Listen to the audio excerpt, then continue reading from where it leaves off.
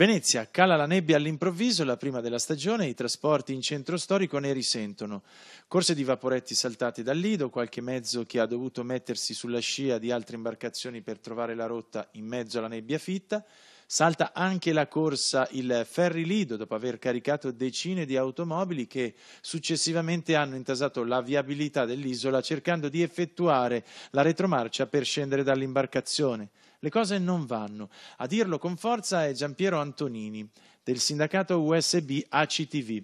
Quasi puntualmente, ad ogni agosto, questa volta il 31, è calata la nebbia e puntualmente, pur in presenza di fenomeni imprevedibili, ACTV si mostra inadeguata con la dotazione dei radar nei mezzi, nonostante le ripetute segnalazioni del personale proprio sui guasti e anomalie ai radar.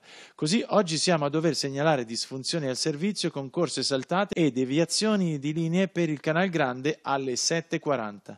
Queste le dichiarazioni del sindacalista. Il tutto con l'arrivo il 2 e il 3 settembre del presidente Sergio Mattarella per l'inaugurazione della 72esima mostra del cinema.